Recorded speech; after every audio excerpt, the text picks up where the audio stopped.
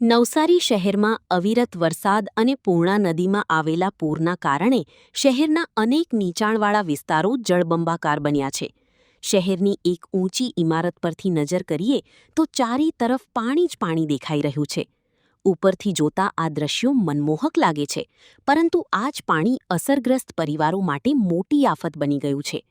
પૂર્ણા નદીના પૂરના કારણે નવસારી શહેરનો અંદાજે 25% વિસ્તાર પાણીમાં ગરકાવ થયો છે.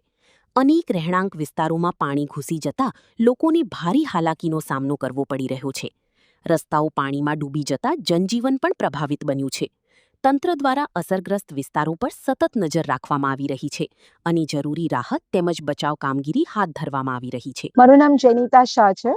હું શાંતાદેવી રોડ પર રહું છું અને અમારે અહીંયા એટલું બધું પાણી ભરાય છે પૂર્ણા નદીનું અને ગટરના એટલા બધા પાણી ભરાય છે, તમને એટલું બધું તકલીફ વેઠવી પડે છે અહીંયા કે જેની કોઈ સીમા જ નથી.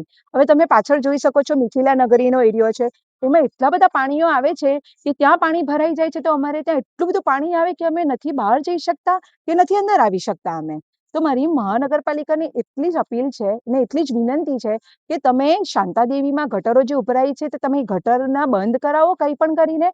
અને બીજું છે કે પાછળના એરિયામાં જે બિચારા નીચાણના વિસ્તારવાળા જે બધા માણસો રહે છે તો તમે એમનું બી ધ્યાન રાખો કે એમને બી આટલું બધી આ પૂરની પરિસ્થિતિનો એમને સામનો કરવો પડે છે, તો તમે એમનું પણ જરાક સાચવો.